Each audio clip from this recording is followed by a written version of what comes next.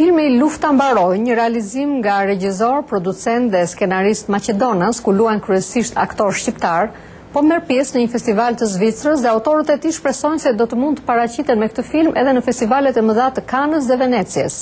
Filmi është një dramë që për protagonist kryesor ka një emigrant nga rrethina e Preshevës, i cili jeton në Zvicër. Fondet për këtë realizim janë mundësuar nga institucionet maqedonase dhe zvicerane. Filmi u xhirua në për lokalitetet të Maqedonisë, në kufirin me Kosovën dhe në Zvicër. Filmi Lufta mbaroi takon zhanrit të dramës. Ngjarja zhvillohet pas përfundimit të luftës në Kosovë, por që zë vend fillimisht në Preshevë e pastaj mbartet në Zvicër. Protagonistët flasin për një bashkëpunim të shkëlqyeshëm ndërmjet regjisorit, producentit maqedonas dhe ekipit ndërkombëtar me aktorët, shumica e të cilëve janë shqiptar.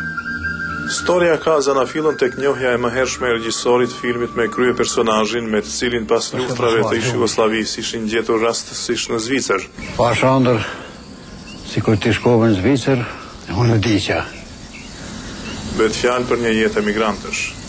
Producenti Simon Damevski thot se motivi kryesor që e kishte shtyrë të bëhet pjesë e këtij koproduksioni zvicerano-maqedonas ka qenë skenari i tërheqjes dhe regjisori Mitko Panov, me të cilin kish bashkëpunuar në të kaluarën.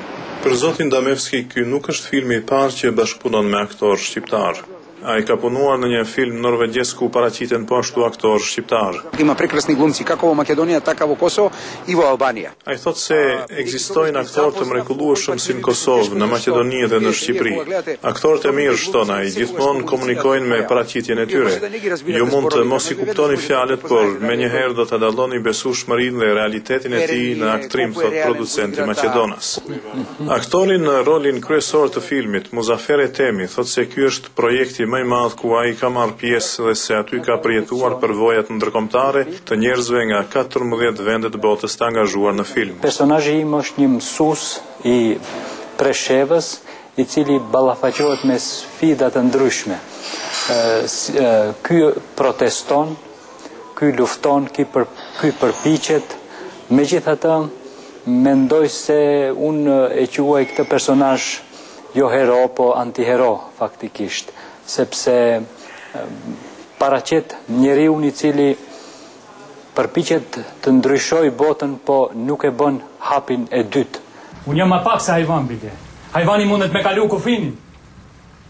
Unë jam si mbur këtu. Filmi deri në këtë fazë ka kushtuar 390.000 euro. Rreth 80% e mjeteve financiare, siç njofton producenti Damevski, janë nga Maqedonia, pjesa tjetër nga agjenci zvicerane. Autorët dhe pjesëmarrësit e filmit e quajnë një sukses të madh paraqitjen e tij në festivalin e Solothornit të Zvicrës, që po zhvillohet këto ditë. I vetmi film që nominohet në të dy kategoritë, sepse në këtë festival ka dy kategori. Domethënë, kategoria për të marrë çmimin e filmit më të mirë zviceran dhe kategoria e publikut, do me thënë publiku shpërblen filmin. Në Shkup është shfaqur një para premiere filmit, për ata që kanë kontribuar për krijimin e tij dhe për pjesëmarrësit në këtë vepër. Sakame da konosime na Kan, odnosno da konkurirame na Kan, na Venecia. Duam të konkurrojmë në festivalin e Kanës, të Venecias dhe sipas rregullave të këtyre festivaleve, filmi, thot zoti Damevski, nuk duhet të jetë shfaqur përpara nëpër kinema. Ai thot se interesi për bashkëpunim rajonal në fushën e artit filmik është i madh dhe tregon se një shtëpi produksioni nga Beogradi ka qenë interesuar që të marrë pjesë financiarisht. Zoti Damevski mendon se një shtet mund të prezantohet edhe me tema që nuk ndërlidhen direkt me të, por që janë realizime cilësore artistike dhe jo vetëm me tema politike dhe kombëtare. Në film luajnë aktorët Enver Petrovci, Selman Lokaj, Shoqëria Buçaj, Armond Morina, Blerta Sylaj, Dritur Ame e të tjerë. Për Zërin e Amerikës, nga Shkupi, Isak Ramadani.